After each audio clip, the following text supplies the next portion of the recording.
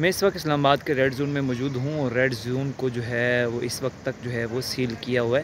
تقریباً 4 روز ہو گئے ہیں ریڈ زون جو ہے وہ سیل ہے، کیونکہ مذہبی جماعت کی طرف سے یہ کال دی گئی تھی کہ وہ امریکن ایمبیسی کے بعد جو ہے پروٹیسٹ کریں گے، تو لہٰذا ان کا تو جو قافلہ تھا وہ مریدکے کے پاس جو ہے وہ روک دیا گیا تھا، اس کو آپریشن کر کے وہ راستے کلیئر کروا دیے گئے تھے۔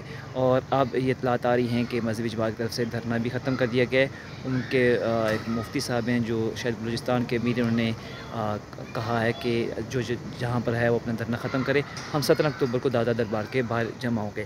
تو اس وقت جو اسلام آباد کے ریڈ زون جو ہے وہ اس وقت سیل ہے، کیونکہ مریدکے کے واقعے کے بعد جو ہے وہ یہاں پر ہائی الرٹ جاری کر دیا گیا تھا۔ تاہم آج اسلام آباد کے جو معمولات زندگی ہیں وہ 3 روز کی نسبت جو ہیں وہ آج قدر بہتر ہے، کیونکہ 3 روز تو یہاں پر بالکل ایک کرفیو نافذ تھا اور اسلام آباد کے داخلی اور خارجی راستے جو ہے بند تھے۔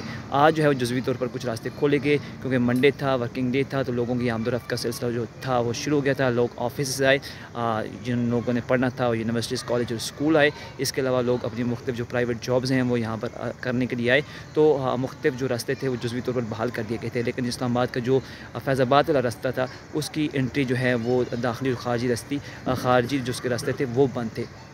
اس کے علاوہ ریڈ زون کو جو ہے تمام تر راستے جو ہے بند تھے، سوائے مرغلہ روڈ کے۔ مرغلہ روڈ سے آپ انٹر ہو سکتے تھے، کیونکہ سرکاری آفیسز تھے، یہاں پر لوگوں نے جاب کے لیے آنا تھا، تو وہ راستے کھلے تھے۔